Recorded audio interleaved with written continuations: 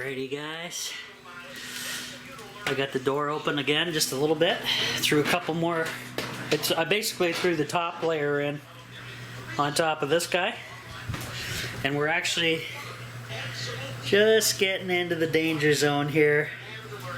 Too hot at 500, so I just want to, before I close the door, I can feel the heat just radiating off of this, and it's beautiful. So I'm just gonna open the door a little bit more, show you guys. Hopefully don't, oh Jesus, there goes the tripod again. Almost lost the camera. Nice beautiful fire on a cold December day. Ooh, I like sitting in front of this. I can feel me getting cooked. Oh, love it. Guys, I'm telling you what, this is, if any of you guys want to save a ton of money on your heating costs, whether it be just prices or whatever going up, Barrel wood stove is 100% Rob approved. Love, love, love how good this thing is. Easy to make. The most expensive part is obviously your flue, so all the stainless steel pipe here, but I bought that kit from Amazon to save money, and at the time it was the lockdown, so it was that was my only option. So it turned out, and I highly recommend one of these guys. My dad got me this, and it was a surprise present from him, so I'm using it and it works great. I closed the door. It takes a little bit to slow this down once the door is closed, but it'll tick back to the safe zone and we'll be okay. But I can, right here guys, I can feel the friggin' heat just blasting out. It's amazing. So you guys know I filled this thing with sand to protect the bottom of the barrel stove, and that's what it says it recommends you do. So because I haven't emptied this of ash ever yet, because I have a decent layer of ash on top of the sand, what happens is most likely the heat isn't heating up the sand because the ash is kind of as a barrier. But with the barrel being round, obviously the whole thing is going to get warmed up, and then that's going to be touching the sand because it's wrapped around on the touching the bottom of this barrel. That's going to warm up all that sand, remove any possible moisture, obviously, right?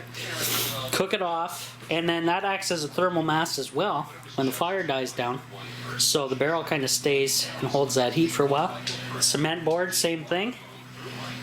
Thermal mass, like I took the camera, the FLIR camera guys, and showed you, and this is like I can burn my hand on right now. This is too. So that's why I got to dampen that down and not let it get, see, it's already coming back as I've been talking. It's going to tick right back to the safe zone. That's okay. But what I did also, I got rid of a lot of junk off the propane stove. Those clay pots and stuff, because if you put clay down here guys, and obviously you want to do it before the fire's on, so it has a gradual passive, heats up as thermal mass as well, and you gotta love it. So let's feel the wood here. No, it's fine, totally safe. Cooler than the wall actually, which is kind of one of those deals. But I love this friggin' stove, guys. I'm telling you what. Amazing.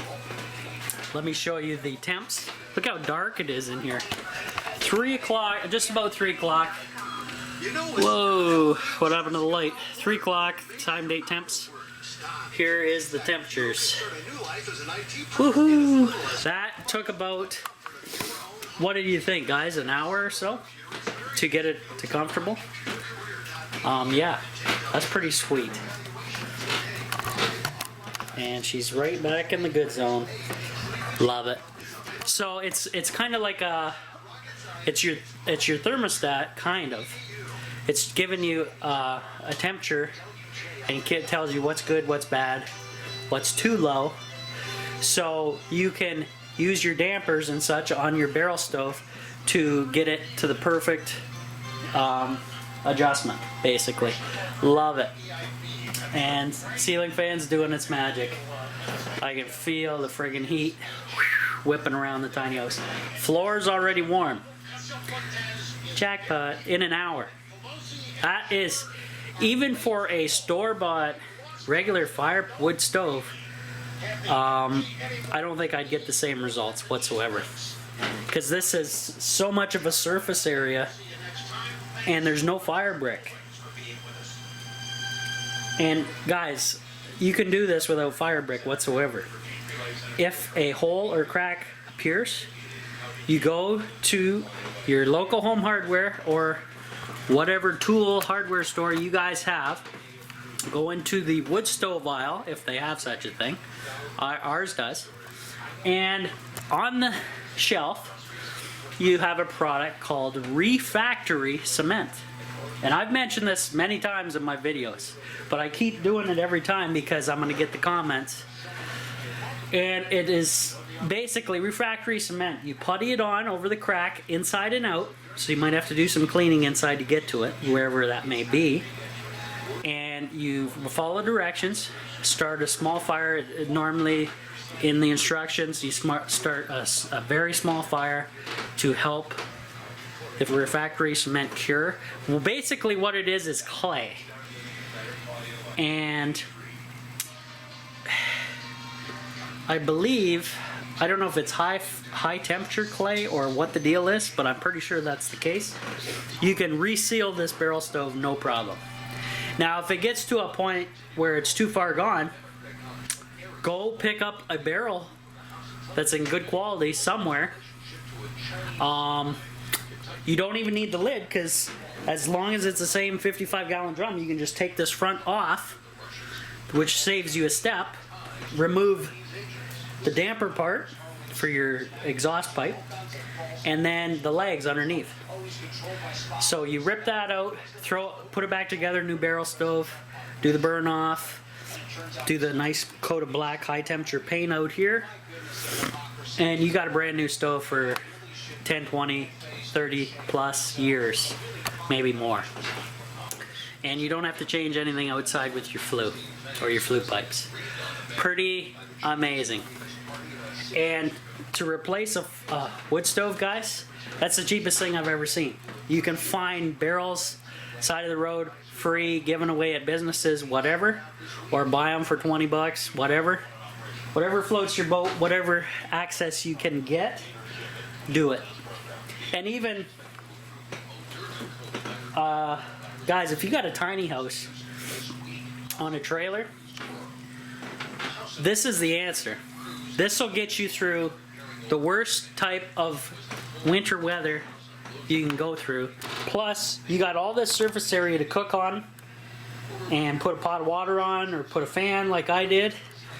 And guys, it's absolutely amazing. And this is old technology from the old timers. When people went out in the pioneer days, they made stuff like this. There was no government oversight or whatever. It was you, and if you're stupid, you'll burn your place down. So that's what I'm trying to get into. It's the mindset, guys. What happens if government goes away and you're on your own? Are you able to figure out all this stuff without having anything ready to rip? That's the thing, right? So something to think about. I'm feeling even some heat back here from the fan, sending waves this way. That's why I kind of open this open a bit, warm up the bathroom area, because it's pretty cold back here. The water system's fine. My bypass is working. No leaks on the rags. I just threw a bunch of rags in the corner just in case, because I wasn't gonna be here for a month, guys. So I don't know what the hell was gonna happen. But my bypass worked. No issues at the tiny house. Finally. Maybe that thing I chucked out of this window that somebody gave me was cursed. I don't know.